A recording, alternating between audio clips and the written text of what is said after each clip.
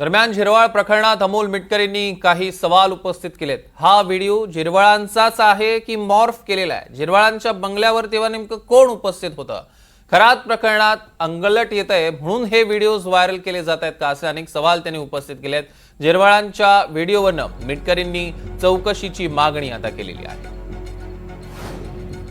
तो ब्लॅकमेलर काल एक विधेयक सभागृहामध्ये आलं होतं, ते शक्ती सुधारणा विधेयकाच्या धर्तीवर सरकारने आणलेलं होतं। आता अशा प्रकारे जर त्या गोष्टीचा गैरफायदा करून कोणी असं ब्लॅकमेल करत असेल तर मला असं वाटतं ते गंभीर आहे। पण जो संबंधित व्हिडिओ आहे तो मार्फ केलेला आहे की खरा आहे हे मला असं वाटते तपासणं महत्त्वाचं होईल। आमच्या माहितीप्रमाणे नरहरी झिरवळ साहेब हे साधे आणि सरळ आहेत आणि त्यांचा वापर करून आपलं पाप झाकण्याचं काम कोणीतरी झालीतला शुक्राचार्य करतो। असं आहे, सपकाळ साहेब अशी कोणती घटना घडली की ते अलर्ट मोडवरच असतात। त्यांना असं वाटतं की झालं की फक्त राजीनामा मागायचा, बरोबर सिद्ध तर होऊ द्या ना, त्यात ते दोषी आहेत हे सिद्ध होऊ द्या। त्यांच्या विरुद्ध जर त्या व्यक्तीने तक्रार केली असेल पोलीस स्टेशनमध्ये, ते प्रूव्ह झालं असेल तर मग राजीनाम्याच्या बाता करा।